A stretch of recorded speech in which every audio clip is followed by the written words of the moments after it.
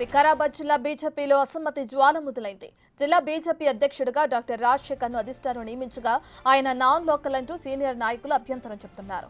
వికారాబాద్, పరిగి, తాండూరు నేతలు అంతర్గత సమావేశం నిర్వహించారు. రాజశేఖర్ను మార్చాలని లేదంటే తాము సహకరించబోమని తేల్చి చెబుతున్నారు.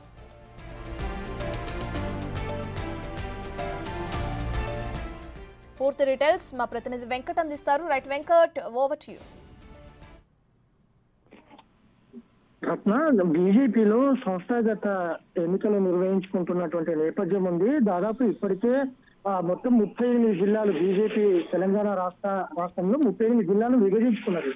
అందులో దాదాపు ఇప్పటి వరకు 31 జిల్లాల్లోనూ అధ్యక్షులను ప్రకటించింది. ఇక కేవలము 2 జిల్లాలకు మాత్రము అధ్యక్షులు ప్రకటించాల్సి ఉంది. అందులో కరీంనగర్, మేడ్చల్ అర్బన్ ఈ 2 జిల్లాలకు అధ్యక్షులు ప్రకటించాల్సి ఉంది. తాజాగా 2 రోజుల క్రితము దాదాపు ఒక 5 జిల్లాలకు అధ్యక్షులు ప్రకటించి ఉంది. అందులో కీలకంగా ఉన్నటువంటి ఏదైతే మేడ్చల్ అర్బన్ అట్లా పెండింగ్ లో పెట్టి ఇటు వికారాబాద్ తో పాటు మరికొన్ని జిల్లాలని ప్రకటించింది. వికారాబాద్ కు సంబంధించిన జిల్లా అధ్యక్షుని విషయంలో ఆ వికారాబాద్ కు సంబంధించిన బీజేపీ శ్రేణులందరూ కూడా అసంతృప్తి వ్యక్తం చేసినటువంటి నేపథ్యం. ఇవాళ బీజేపీ రాష్ట్ర కార్యాలయానికి ఈ వికారాబాద్ కావచ్చు, తాండూరు, పరిగి ఇట్లాంటి డివిజన్ల బీజేపీ నేతలందరూ కూడా రాష్ట్ర కార్యాలయానికి వచ్చారు.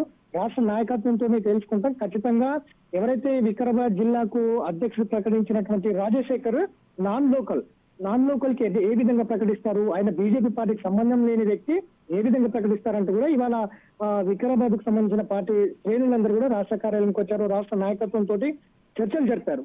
ఖచ్చితంగా పునరాలోచన చేయాలి అధ్యక్షుడి అంశంలో అనేది వికారాబాద్ కు సంబంధించిన పార్టీ శ్రేణులు చెప్తున్నారు. కానీ రాష్ట్ర నాయకత్వం మాత్రం వికారాబాద్ జిల్లా అధ్యక్షుడు సంఘు క్షేత్రం నుంచి వచ్చినటువంటి ఆ నేత పార్టీలో పనిచేయలేకపోయినప్పటికీ సంఘు నుంచి వచ్చినటువంటి నేత కాబట్టి ఆయనకు పార్టీ పదవి అప్పచెప్పిందంటూ కూడా రాష్ట్ర నాయకత్వం చెప్తుంది. కాబట్టి ఇటు వికారాబాద్ జిల్లా శ్రేణులకు ఇటు రాష్ట్ర నాయకత్వానికి మధ్యలో కొంత అసంతృప్తి అయితే శ్రేణులు వ్యక్తం చేస్తున్నటువంటి నేపథ్యం ఉంది. ఇదే కాదు, గతం నుంచి కూడా సంస్థాగతంగా అధ్యక్షులు ప్రకటిస్తున్నటువంటి నేపథ్యం బీజేపీలో ఉంది. ఇక తాజాగా రాష్ట్ర అధ్యక్షుడిని ప్రకటించాల్సింది మాత్రమే ఉన్నది.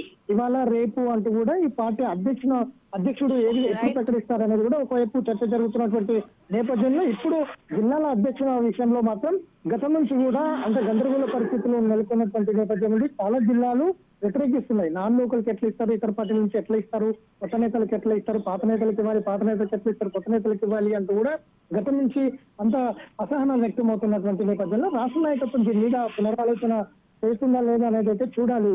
రత్న. Right, thank you Venkat.